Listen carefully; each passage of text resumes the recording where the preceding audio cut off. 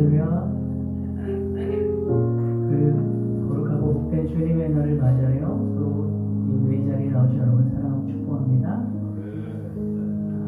예배 들어가기 앞서서 두 가지만 광고를 좀 드리겠습니다.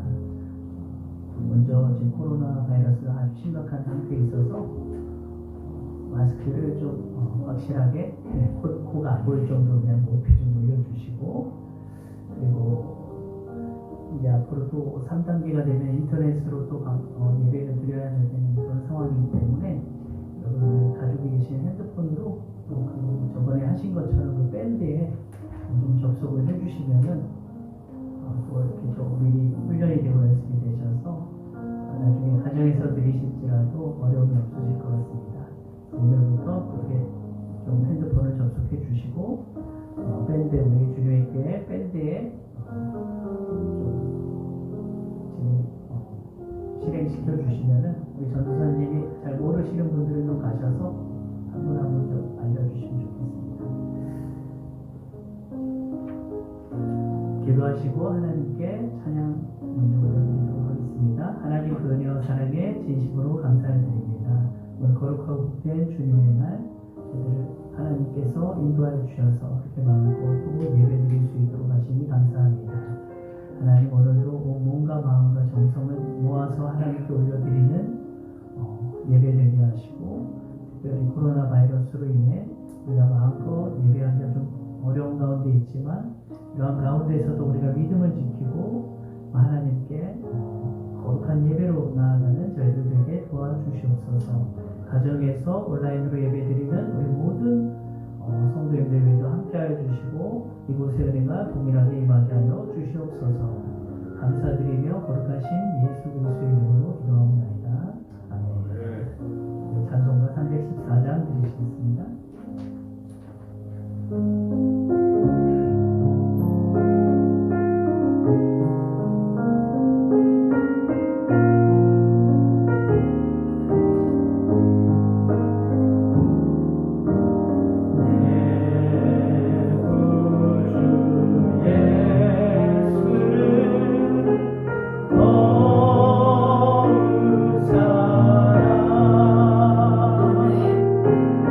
Oh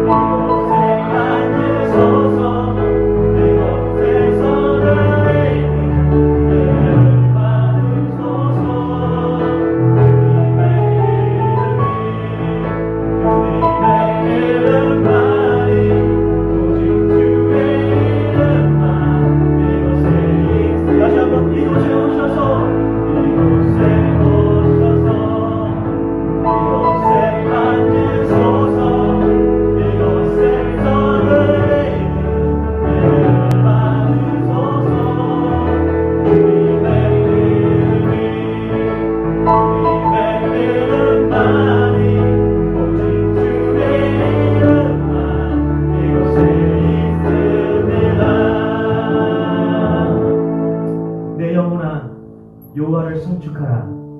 내 속에 있는 것들아 다 그의 거룩한 이름을 송축하라. 내 영혼아 여호와를 송축하며 그의 모든 은택을 잊지 말지어다. 오늘도 역사하시고 오늘 살아계셔서 이 예배 가운데 함께 하시는 주 예수 그리스도 우리 주 하나님을 찬양합니다. 은혜의 주 예수 그의 이름을 높이는 예배가 되게 도와주시며 온전히 높임으로 우리도 함께 주와 동행하는 그런 예배가 될 수 있도록 우리의 은혜를 더하여 주옵소서. 오직 성령 충만한 시간이 되게 하시며 걱정, 근심 모든 것 내려놓고 주님께 나아가기를 원하오니 하나님 함께 하시옵소서. 모세가 주님을 만나 하나님을 만날 때 신을 벗고 거룩하게 나아갔던 것처럼 마음의 신을 벗고 우리도 나아갑니다. 하나님 만나주시고 역사하여 주옵소서. 감사드리며 예수님의 이름으로 기도드렸나이다. 아멘. 우리 사도신경으로 신앙을 고백하도록 하겠습니다. 나는 전능하신 아버지 하나님 전지의 창조주를 믿습니다. 나는 그의 유일하신 아들 우리 주 예수 그리스도를 믿사오나. 나는 성령으로 잉태되어 동정녀 마리아에게서 나시고 본디오 빌라도에게 고난을 받아 십자가에 못 박혀 죽으시고 장사된 지 사흘 만에 죽은 자 가운데서 다시 살아나셨으며 하늘에 오르시어 전능하신 아버지 하나님 우편에 앉아 계시다가 거기로부터 살아있는 자와 죽은 자를 심판하러 오십니다. 나는 성령을 믿으며 거룩한 공교회와 정주의 교제와 죄를 용서하는 것과 몸의 부활과 영생을 믿습니다. 아멘. 우리 자리에 앉으시면 찬송가 27장입니다.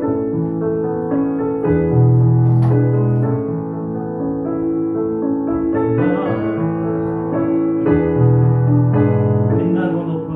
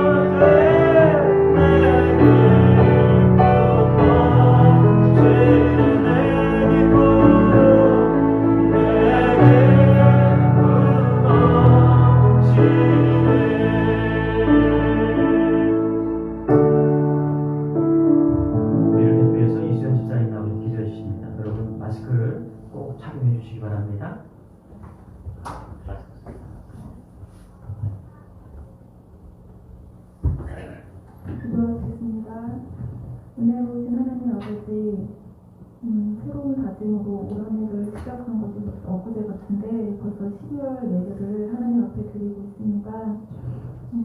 올 한 해를 보며 사람이 마음으로 자기의 길을 계획할지라도 그의 걸음을 인도하시는 이는 여호와이신다라는 하나님의 말씀과 같이 올 한 해 나의 나된 것은 나 하나님이 인도하신다는 것을 깨닫게 하여 주시옵소서. 잘되고 감사한 일들도 제대로 감사하지 못했고 잘못하고 후회할 일들도 제대로 회개하지 못했음을 고백합니다. 이웃과 기뻐할 일들 함께 나누지 못하고 슬퍼할 일들 또한 함께 하지 못했습니다. 이 시간 주님께 다시 한번 간구하며 지난 시간 잘못된 삶을 회개하며 다시 한번 감사하고 기뻐할 일이 차고 넘쳐나기를 기도합니다. 우리를 인도하시는 하나님, 오늘도 말씀을 전해주시는 담임 목사님께 성령의 능력으로 붙들어 주셔서 영혼과의 강건함케 하시고 이 지역사의 영혼을 책임질 뿐 아니라 우리 교회를 통해서 구원받는 백성들이 더 많아지게 해주시옵소서.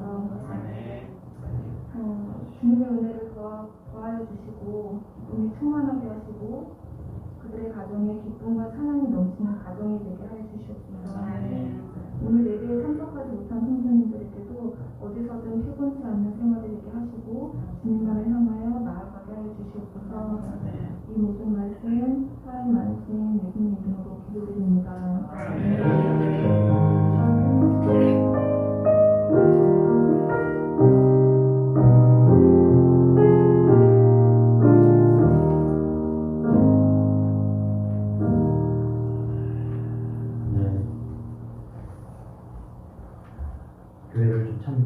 주보를 참조해 주시고요.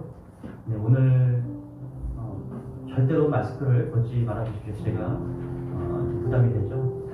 그래서 여러분들 마스크는 생명이라고 생각하시고 부탁드리겠습니다. 여러분 이제 아마 3단계가 발동이 될 거예요. 그러면은 그럴 수밖에 없는 게 전국적으로 150개 선별 진료소가 더 생겼고 이제 거의 무료로 이제 진료를 받을 수, 검사를 받을 수 있는 상황이 됐어요. 그래서 앞으로 더 늘어나면 늘어났지 줄 수가 없어요. 당분간. 그래서 3단계, 700명 넘어가면 3단계가 발동이 되는데 이제 예배는 저랑 이제 이 목사님 두 분만 나와서 예배를 드릴 수 있는 상황입니다. 그래서 인터넷으로 온라인으로 예배가 진행될 것이고요.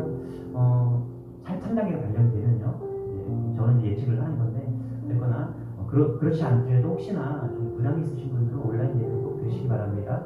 강요하는 건 아닙니다. 그러나 법적으로 우리가 20명 안에서 예배 드리면은 전혀 문제가 없고 또 마스크를 착용하시면 괜찮다라고 좀 봅니다. 그런데 요즘 힘들고 또 위험한 곳이 어디냐면 식당입니다, 여러분. 여러분 식사를 꼭 집에서 하시기 바랍니다. 가급적이면은 절대로 식당에 가서 식사를 하지 마시고 밥을 싸고서 혹시나 점심을 꼭 밖에서 해야 될 사람이 있으면은 도시락을 좀 준비하셔서 혹은 김밥이나 이렇게 간편식으로 좀 하시기 바랍니다. 이게 왜 그러냐면은 생명에 직결되기 때문에 그래요. 지금 식당에서 발생한 거나 호프집은 술을 마실 때는 오래 이렇게 앉아있으니까 그것이 이렇게 구분이 되고 또 추적이 되는데 식당은 길어야 15분, 20분밖에 앉아있지 않습니까? 그렇죠? 짧은 시간에 그래서 지금까지 우리 방역을 잘했지만은 그런 부분을 거기까지는 아예 이렇게 신경 쓰지 못했어요. 왜냐하면 이 식사 문제는 이제 모든 활동을 다 중단하는 상황이 되기 때문에 그러나 식사 모임을 통해서 계속 확진되고 있습니다. 그래서 여러분들 반드시 집에서 식사를 하시기 바랍니다. 그러면 직장을 다니시더라도 도시락을 싸서 이렇게 혼자 식사를 하시면서 그렇게 하시기 바랍니다. 왜 그러냐면은 생명에 위협이 있기 때문에 그래요. 할렐루야. 네. 하나님이 주신 사명을 다 감당하고 천국 가셔야 되는데 혹시나 그래서 여러분 꼭 명심하여 주시고 정부가 지침을 잘 따르면서 이 어려움들을 잘 이겨나가는 여러분 되시길 바랍니다. 우리 주보에 보시면은 성령의 방, 산후총회, 성탄절, 성부영신이 다 있습니다. 그러나 만약에 3단계가 발표되면은 여러분 온라인으로 다 진행하도록 하겠습니다. 그래서 온라인으로 예배하는 그런 여러분 되시기를 바랍니다. 할렐루야. 그래서 이 네이버 밴드나 혹시 저희 교회 홈페이지를 모르시는 분들은 전사님께 좀 물어보시고, 그래서 한 2주 발동이 되면 2주 정도 볼 수가 없어요. 그래서 그러면은 안 되니까 여러분들 꼭 확인하셔서 이렇게 그리고 만약에 3단계가 되면은 제가 새벽마다 이제 이렇게 영상으로 찍어서 드리고 되니까 가급적이면은 매일매일 말씀을 들으시고 특별 기도하는 기간으로 그렇게 선포하고 좀 말씀과 기도 생활을 함께 하시길 소망합니다. 할렐루야. 네, 성탄절 우리 그래도 또 선물을 좀 준비하셔서 1만 원 이하로 아이들에게 줄 수 있는 여러분들이 생각하는 누구 있겠죠, 그렇죠? 진행하셔도 좋고 아니면 이렇게 해서 절대로 1만 원 이상 넘지 않고 마음의 선물들을 좀 준비하셔서 교회 통해서 혹은 지나가실 때 교회 앞에다가 좀 남겨주면 좋을 것 같습니다. 네. 네. 오늘 온라인으로도 예배 드리시는 성도님 계시고 또 함께 이렇게 예배 드리시는 분이 계실 텐데 힘내시고 우리 계속해서 우리 지혜롭게 이 어려움을 잘 이겨나가 여러분들을 축복합니다. 네. 하나님 말씀 보도록 하겠습니다. 마가복음 4장 35절에서 41절 말씀입니다. 마가복음 4장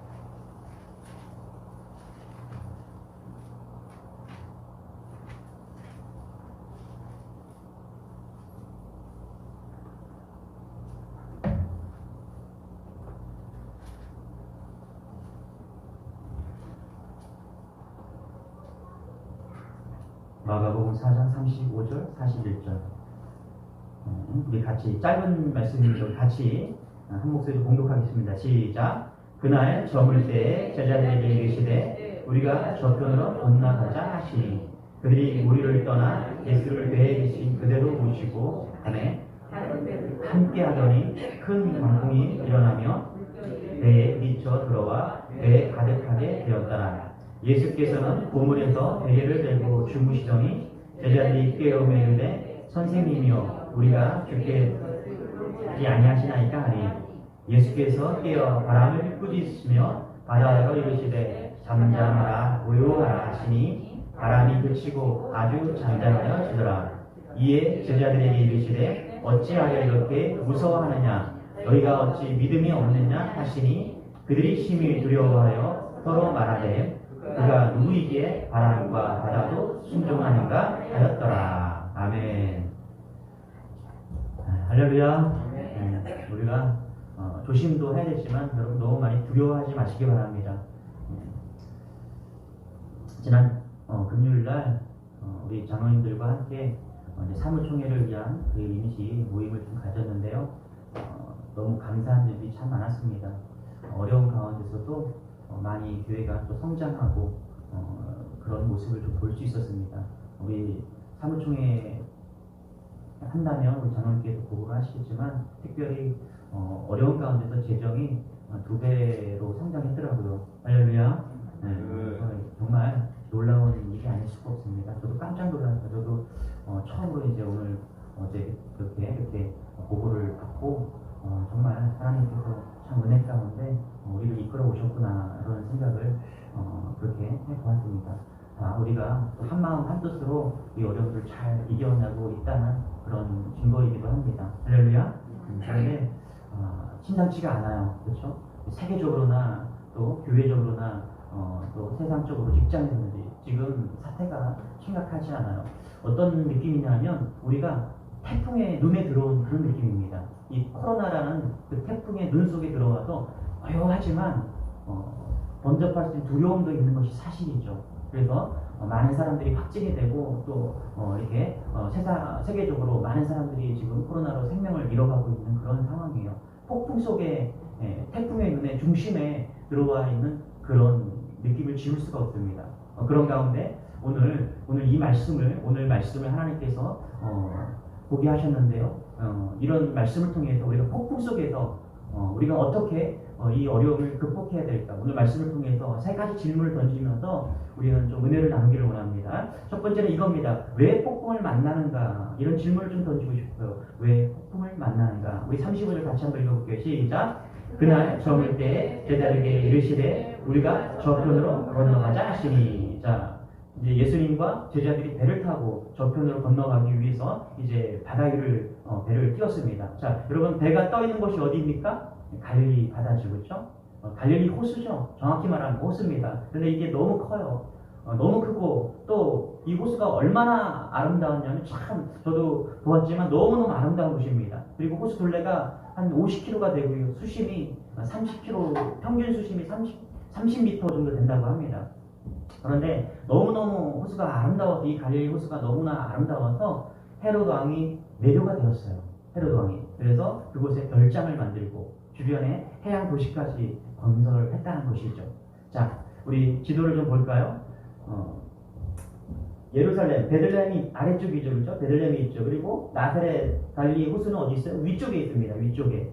옆에 나사렛이 있고요. 자, 이 갈릴리 호수는요, 긴네렛이라고 부르기도 합니다. 그리고 게네사렛, 디베랴 호수라고 불러지기도 합니다. 그래서 예루살렘에서 밑에 예루살렘에서 베들레헴에서 위쪽으로 약 70km 북쪽으로 위치하고 있다는 것이죠. 이 호수, 이 바다는 이스라엘 온 국토의 몇 프로요? 70%가 물을 공급받는다라고 이야기하는 거죠. 엄청난 거죠. 그러니까 전 국민이 거의 대부분이 이 갈릴리 호수에서 나오는 그 물을 먹고 있다는 것이죠. 이 갈릴리 호수의 물은 어디서 오냐 하면은 바다가 아니죠. 여러분, 물이 짜지가 않습니다. 위에 올라가면은 그 헬몬산이 있어요. 헬몬산. 그리고 바니아스 폭포가 있는데 여기서 헬몬산에서 폭포를 향해서 떨어지는 그 물이 이 지하수가 흘러서 이렇게 호수와 바다를 이루는 것이죠. 그리고 요단강을 흘러서, 요단강 보이시죠? 요단강을 흘러서 이제 사해로 흘러갑니다. 자, 그런데 중요한 건 뭐냐면 이 갈릴리 호수, 아름답지만 폭풍이 자주 일어나는 곳이라는 것이죠. 자, 우리 30절 같이 한번 읽어볼게요. 시작. 큰 광풍이 일어나며 물결이 배에 부딪혀 돌아와 배에 가득하게 되었더라. 그렇죠? 이 바다에 폭풍이 잦은 이유는 갈릴리 바다는 주위가 다 사막입니다. 사막. 그래서 뜨겁고 습합니다. 그런데 이 헬몬산에서, 헬몬산, 여러분 산은 어떻습니까? 이 헬몬산과 그 바니아스 폭포 쪽에 가면요, 여기가 사막한 지대에 있는가라고 할 정도로 엄청 숲이 우거져 있습니다. 그래서 거기 들어가면 시원합니다. 그래서 이 헬몬산에서 발생되는 차가운 공기와 이 갈릴리 바다에서 그 주변에 사막이기 때문에 그래서 차가운 공기와 뜨거운 공기가 만남으로 인해서 바람이 쓱 불고 그러면 쓱 만나겠죠. 그러면서 이제 태풍이 일어나고 그렇게 비가 오고 이렇게 시작되는 것이죠. 때로는 이 호수에 2m가 넘는 그런 파도가 동반해서 갈릴리 어부들이나 이 바다를 건너는 여행객들을 위협하기도 한다고 합니다. 그리고 아주 자주 빈번하게 이런 일들이 일어나고 있다는 것이죠. 자, 그래서 성경에서 이 갈릴리 바다는 이스라엘 백성들과 또 우리 그리스도인들에게 자주 인생의 바다에서 우리가 경험하는 풍랑을 묵상하는 영감의 근원으로 쓰여지고 있는 것이죠. 자, 그런데 놀라운 것은 뭐냐면 이 복음서에 기록된 예수님의 처음 제자들 중에 누굴까요? 베드로, 안드레, 야고보, 요한. 이 모두는 무슨 직업이 뭐였다? 어부였다라는 것이죠. 어부였다라는 것. 그리고 도마 또한 예수님께서 십자가에 돌아가신 후에 베드로와 야고보와 요한을 따라서 어디로 갔어요? 갈릴리 바다. 오늘 이 호수로 온 거예요. 거기서 이제 어부로 돌아간 것이죠. 그래서 도마까지도 어부로 추정을 합니다. 또 빌립도 안드레와 베드로와 한 동네 갈릴리 호수 건너편에 베세다 사람이다라고 이야기합니다. 이 베세다가 뭐냐면 어부의 마을이다 이렇게 얘기를 하는데요. 그래서 이 갈릴리 호수 건너편에 베세다 사람 이 빌립까지도 어촌에서 있었기 때문에 어부일 가능성이 많다라고 추정을 합니다. 그렇다면은 12제자 중에 자 어부가 몇 명이에요? 거의 절반 이상이 어부다. 그리고 뭐 저쪽 먼 곳에 있는 그런 호수에서 어부를 한 것이 아니라 어디서요? 갈릴리 호수에서 먹고 자라고 그렇게 했다는 것이죠. 그런데 오늘 말씀해 보니까 뭐라고요? 폭풍이 일어났다는 거예요.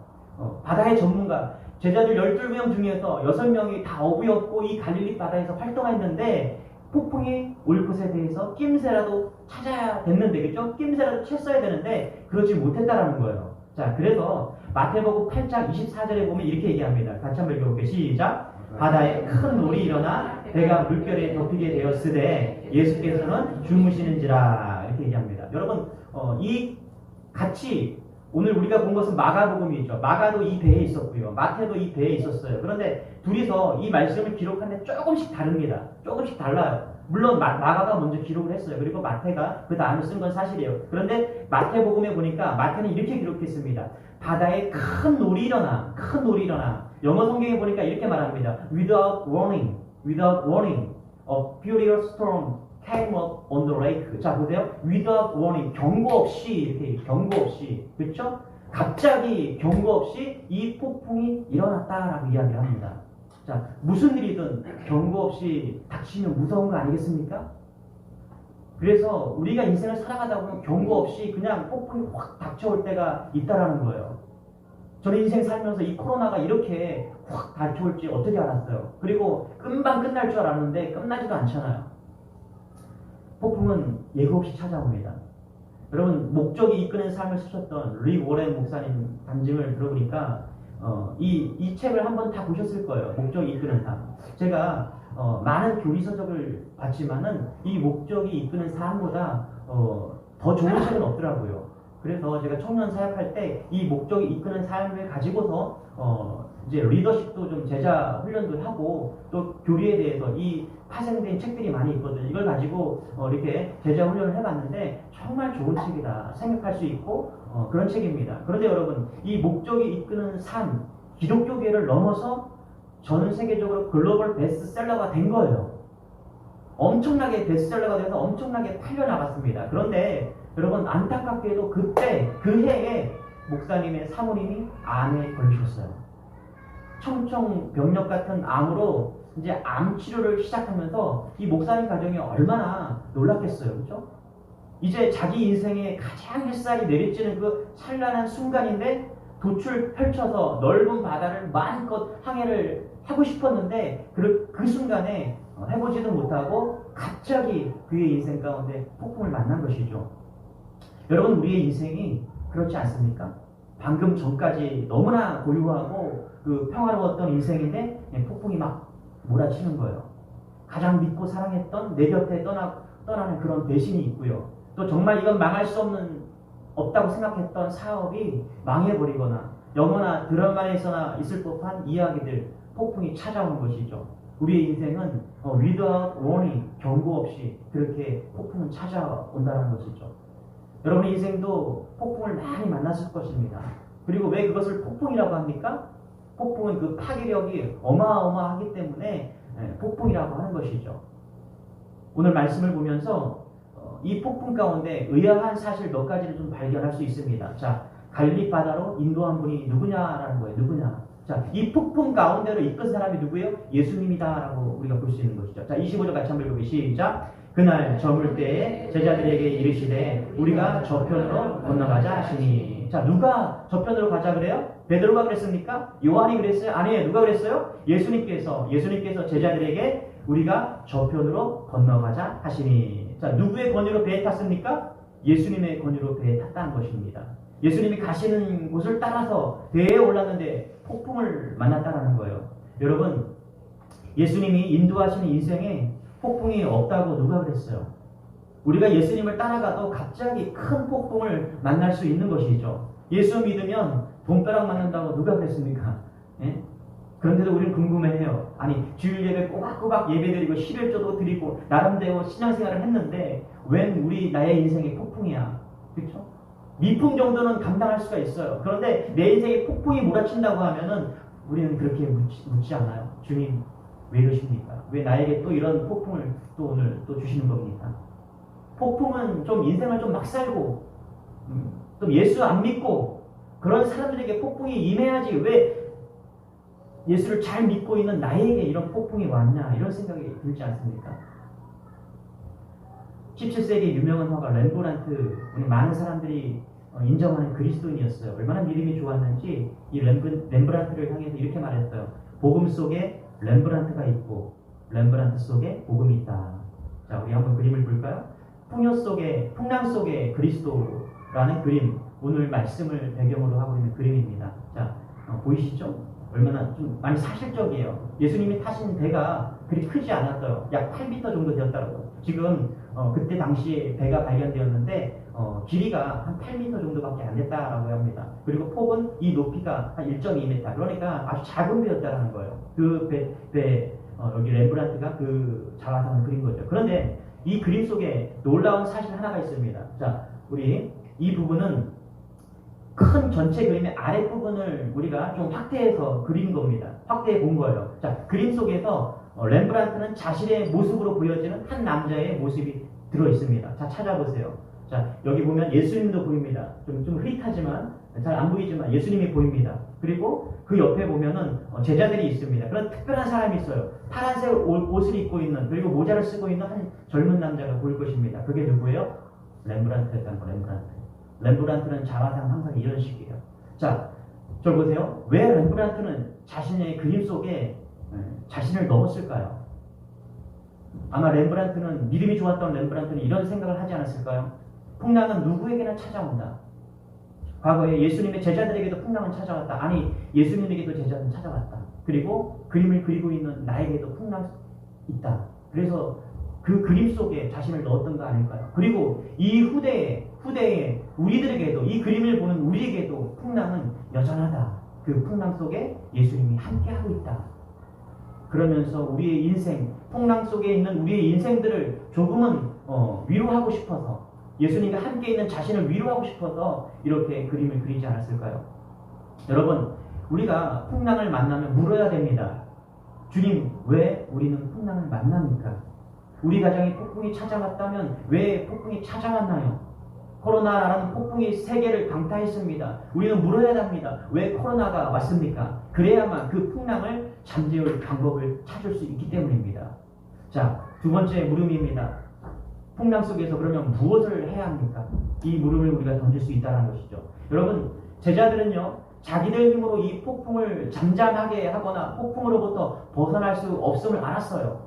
바다라면 좀 아는 제자들인데 그들의 경험도 이제 소용이 없었습니다. 제자들이 처음에는 자기들 힘으로 막 노력했어요. 그런데 안 되는 거예요. 그래서 뭐 합니까? 뭐예요? 예수님을 깨우게 됩니다. 우리 38절 같이 한번 읽어볼게요. 시작. 예수님께서는 그물에서 베개를 메고 주무시더니 제자들이 깨우며 이르되 선생님이여 우리가 죽게 된 것을 돌보지 아니하시나이까 하니. 여러분, 거친 풍랑을 만나면 제일 먼저 해야 할 일이 예수님을 깨우는 일임을 믿으시기 바랍니다. 할렐루야. 제자들은 예수님을 깨웠어요. 그리고 제자들은 알게 됐어요. 뭐라고요? 진작 예수님을 깨울 것. 진작 예수님을 깨울 것. 여러분, 폭풍이 왔다 그러면 주님이 어디 계시니 찾으십시오. 그리고 그분을 깨우시기 바랍니다. 그것이 살 수 있는 길이에요. 우리가 예수님을 깨운다는 것은요, 그런 것 같아요. 기도한다는 것으로 우리가 생각할 수 있어요. 그런데 언제까지 기도해야 되느냐? 예수님이 깨어나실 때까지 기도해야 되는 것입니다. 평소에는 기도원 가세요. 금요 성령 집회에 참여하세요. 그렇게 이야기를 해드려도 이게 실천이 안 됩니다. 그러나 이 폭풍이 온다면 여러분, 예수님을 깨우는 여러분 되시길 바랍니다. 주님께 나아가는 여러분 되시기 바랍니다. 그래서 우리가 해야 될 일이 뭐냐면, 이 폭풍 속에서 해야 될 일은 뭐냐면 깨우는 거예요. 주님을. 그 깨운다는 건 뭐예요? 기도한다는 것입니다. 날마다 이제 조금 더 우리를 자제하고 우리가 있는 곳에서 날마다 주님께 나아가는 여러분 되시기를 소망합니다. 우리가 인생이 폭풍을 만날 때 주님을 찾으면 주님이 어디 계시는지 모를 때가 있어요. 그래서 시편 기자는 이런 고백을 하죠. 우리 같이 한번 읽어볼게요. 시편 44편 23절부터 시작. 주여 깨소서 어찌하여 주무시나이까. 일어나시고 우리를 영원히 버리지 마소서. 어찌하여 주의 얼굴을 가리시고 우리의 고난과 압제를 잊으시나이까. 그렇죠? 설마 하나님이 진짜 주무셨겠어요? 그 고물에서 예수님께서 진짜 주무셨겠어요? 제가 예수님이 정말 주무셨을까?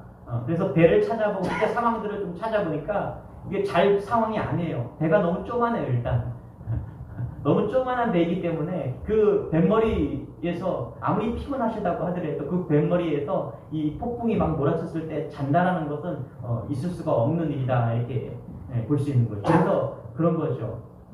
이 믿음을 테스트하기 위해서 그냥 자는 척하지 않았을까, 그런 생각을 해봅니다. 그런데 중요한 것은 이렇게 깨웠을 때 예수님께서 일어나셔서 이런 말씀을 하십니다. 같이 한번 읽어볼게요. 39절 시작.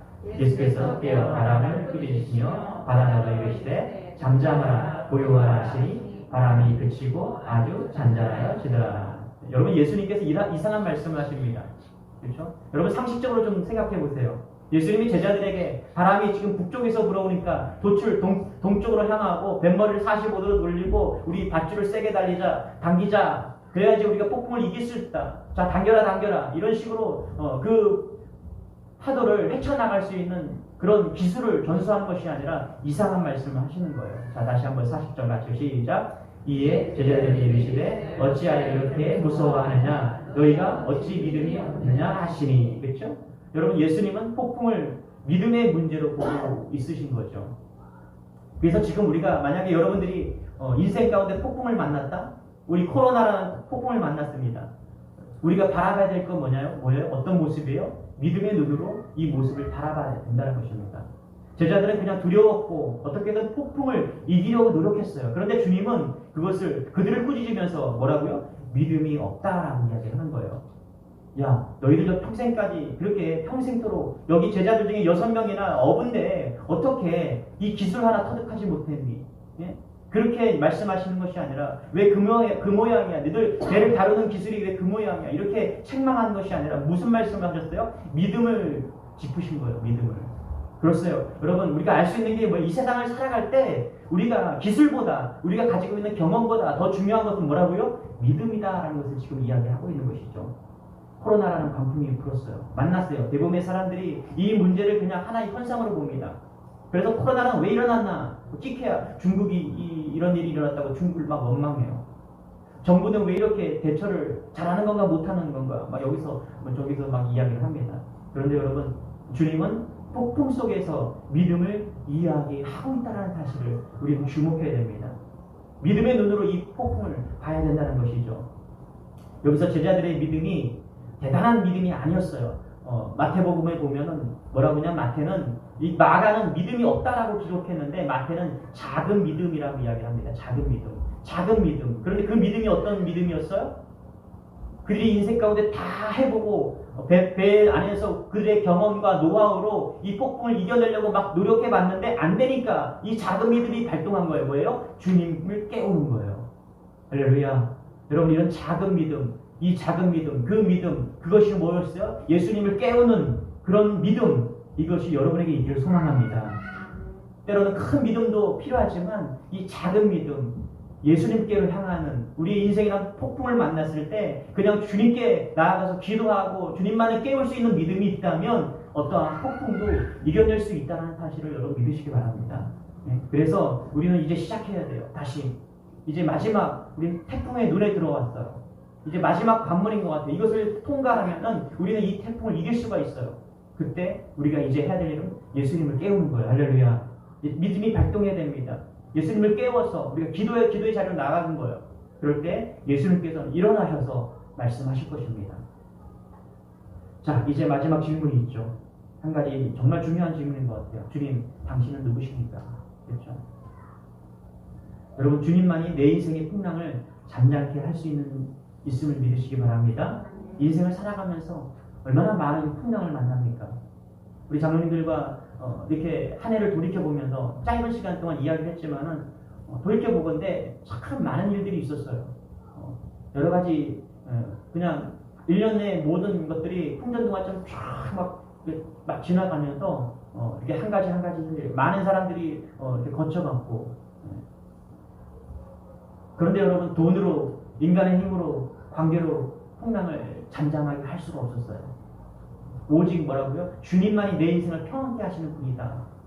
다시 한번 감사한 것은 뭐냐면, 이렇게 우리가 무언가를 하기보다는 오직 주님만을 의지하고 여기까지 달려왔을 때 하나님께서는 반드시 해답을 제시해 주셨고, 할렐루야, 우리와 여전히 동행하고 계신 그 주님을 발견할 수 있는 것이죠. 자, 주님, 당신은 누구십니까?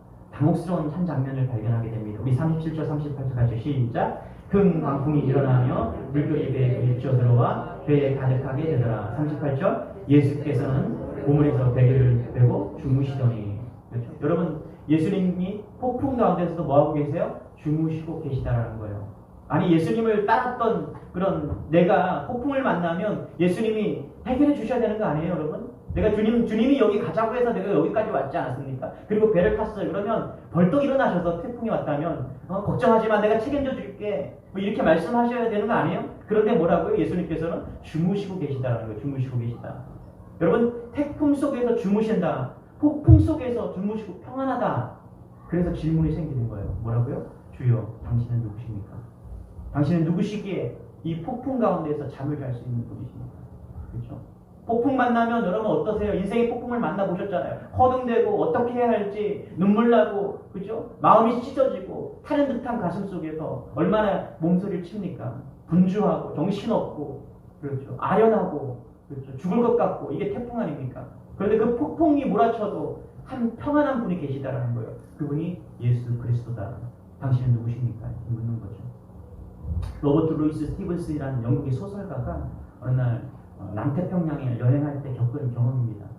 그날 여객선을 타고 쭉 가고 있는데 폭풍이 오기 시작한 거예요.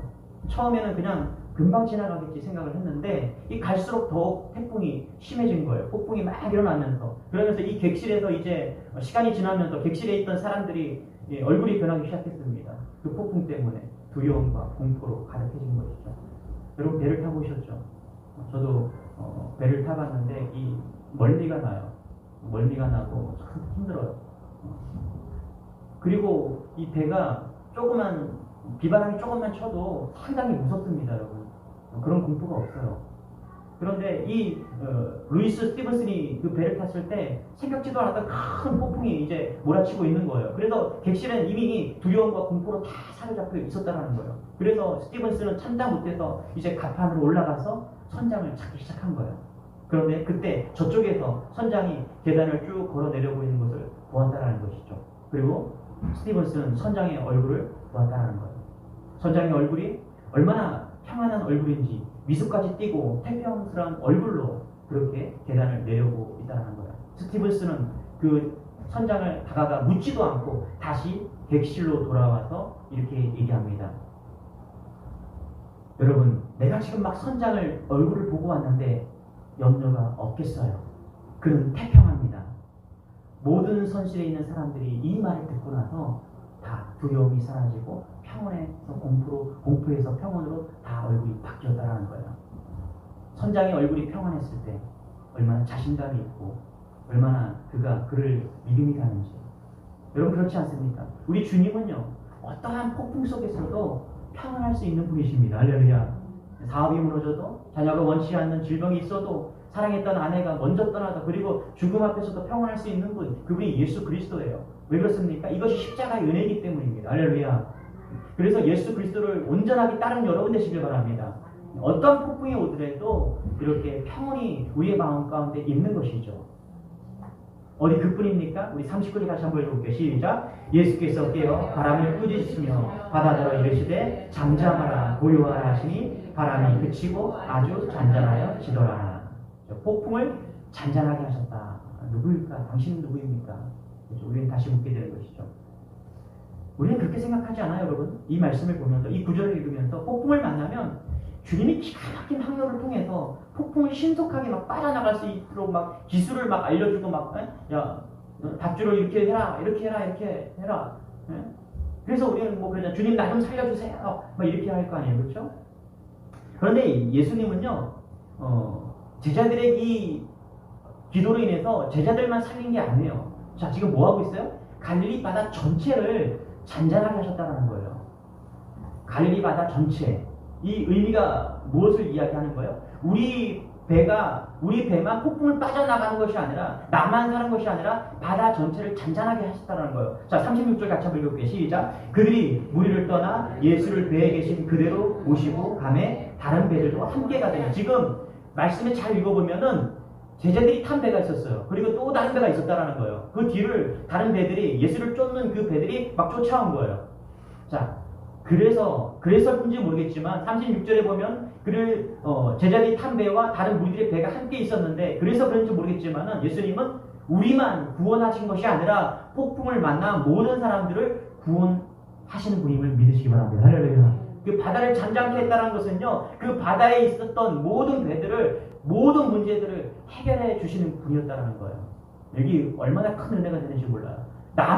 우리 배만 그 폭풍을 빠져나오는 것이 아니라 이것은 인간이 할 수 있는, 우리가 할 수 있는 길이에요. 좋은 스킬을 가진 그런 선장을 만나면 그 폭풍을 빠져나올 수 있어요. 그런데 하나님께서는 바다 전체를, 예수님께서는 바다 전체를 잠잠하게 하셨다는 거예요. 그래서 우리는 묻게 되는 거죠. 당신은 누구십니까?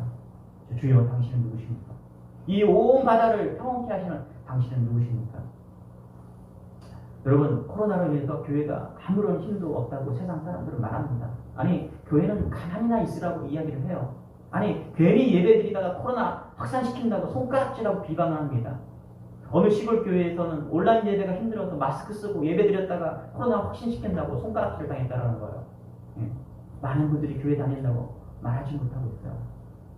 그런데 저는 지난주에 베드로전서를 새벽에 묵상하다가 주님이 이 말씀을 주셨어요. 뭐냐면 이 초대교회 지금보다 훨씬 힘들었다라는 거예요. 사도 베드로가 베드로 서신을 쓰면서 네로 황제에 의해서 핍박이 일어났던 주 64년 그쯤이었어요. 그러니까 예수님께서 이제 부활 승천하시고 나서 30년 후에 이 베드로전서가 쓰여졌는데 얼마나 핍박이 심했냐면 이 베드로전서가 쓰여질 때 기독교 핍박이 제일 심했다라는 거예요. 자, 박해받는 그리스도인들을 위로하고 가장 핍박받는 그 그리스도인들을 향해서 베드로는 그 편지를 쓴 것이죠. 자, 얼마나 핍박이 심했냐면 네로는 잔인한 방법으로 그 그리스도인들을 처형했다라는 거예요. 그리스도인들에게 송지를 뒤집어 씌워서 기둥에 묶어놓고 불을 붙여서 정원을 밝히는 횃불로 사용했다라는 거예요. 양이나 염소 가죽을 입힌 다음에 맹수들을 풀어서 물어 죽게 했다라는 거예요. 또 참수를 하거나 십자가에 못 박아 죽이기도 했다라는 거예요. 심각한 것은 뭐냐면 네로에 의해서 시작된 이 핍박과 박해가 그 후로 몇 년이 계속되었냐면 250년 동안 계속되었다라는 거예요. 그런데 여러분 그거 아세요? 이렇게 핍박이 있으면 있을수록 이 성도의 수가 어떻게 되었다고요? 250년 동안 어떻게 되었어요? 놀랍게 부흥했다는 사실. 신기하게도 이 교회 학자들이 말하기를 초대 교회들이 이렇게 시작한 것을 이렇게 보고합니다. AD 33년 예수님이 부활하시고 승천하실 때 오순절 그 강림 사건 120문도가 있었어요. 성령 강림 사건 위에 사도행전 2장에 보면 한 번에 3,000명이 부흥됐습니다. 그리고 예수님이 예수 믿고 회심하고 그 다음에 5,000명이 불어났고요. 여러분 이때가 핍박이 시작된 때 아니겠습니까? 그리고 그 후에 100년이 지났어요. 5만 명이 부흥했다라는 거예요. 여기서 여자아이와 그 다음에 여자들을 뺀 아이와 여자를 뺀 숫자가 5만 명이다라는 거예요. 그러면 얼마나 많이 부흥했어요. 그리고 나서 매 10년마다 성도가 40%씩 성도가 부흥한 거예요. 다만 지하 그 교회인 것을 다 확신할 수가 없었죠.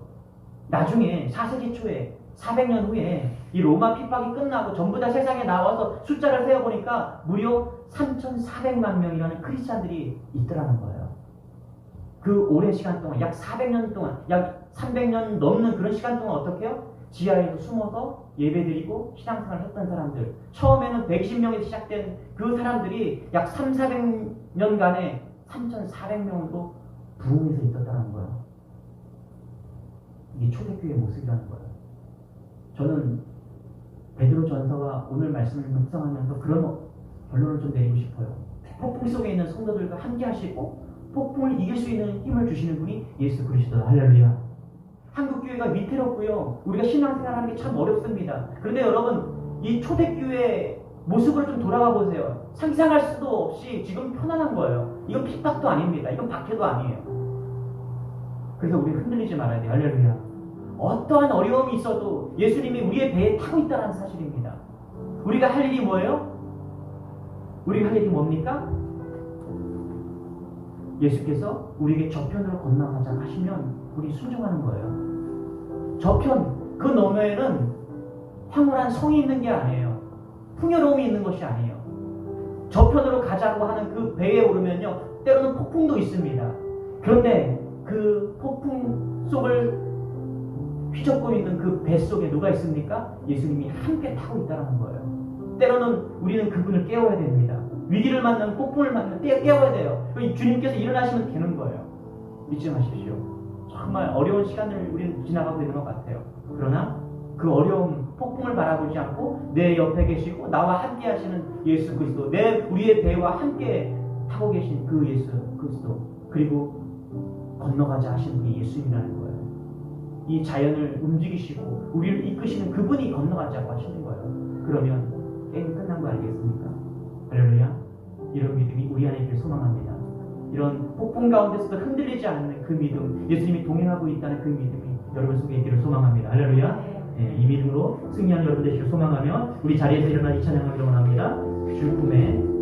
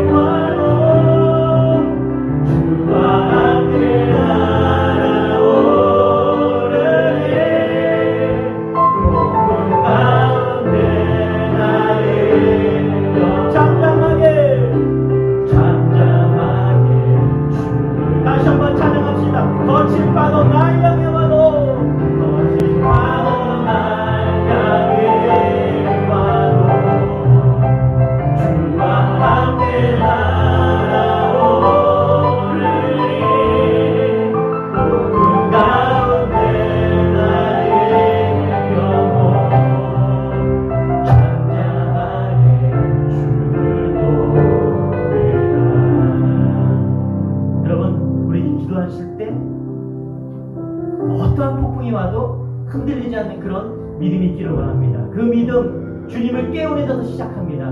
나와 함께 나의 인생의 배를 타고 계신 그 예수 그리스도, 나와 동행하시는 그분을 의지하는 여러분 되시기를 소망합니다. 인간적인 노력 다 해보고 그럴 수 있어요. 그러나 무엇보다 주님을 의지하는 믿음으로 주님을 깨우는 여러분 되시기를 소망합니다. 하나님, 정말 어려운 시간을 지내고 있지만 폭풍 가운데 있지만 주님을 의지하고 나아갑니다. 하나님, 신실한 믿음으로 주님께 나아가오니 이 어려운 가운데 우리가 승리할 수 있도록 힘을 주시고 두려움을 이길 수 있도록 우리에게 믿음을 더하게 달라고 우리 주여 한번 외치고 기도하겠습니다. 주여 아버지 하나님, 우리가 하나님 아버지 이 어려움 속에서, 이 폭풍 속에서 주님을 의지하고 나아가기를 원합니다.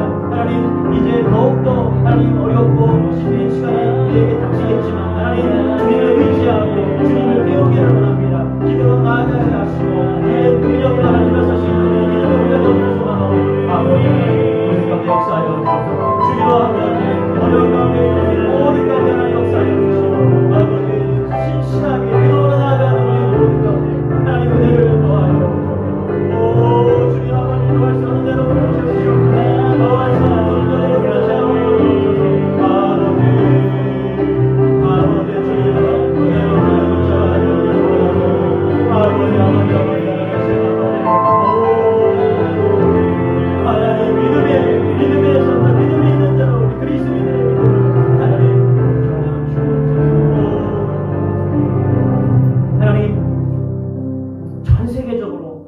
감당할 수 없는 폭풍이 강타하고 있습니다.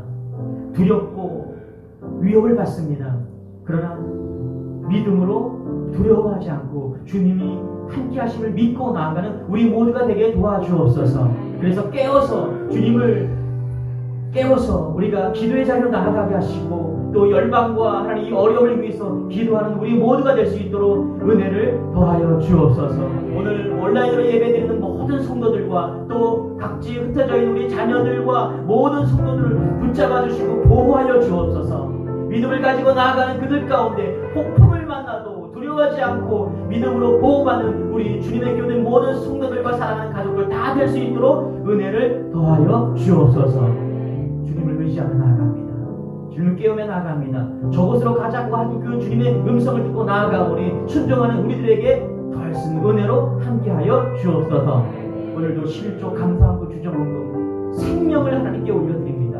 하나님 이 생명을 받아주시고 드려주신 예물 가운데 드리지 못한 예물 가운데 어려움 가운데 있는 모든 성도들도 하나님께 드릴 수 있는 마음 그 마음으로 하나님께 올려드리오니 하나님 받으시고 역사하여 주옵소서. 특별히 육체적으로 어렵고 힘든 가운데 질병 가운데 있는 우리 성도들을 치료하여 주옵소서.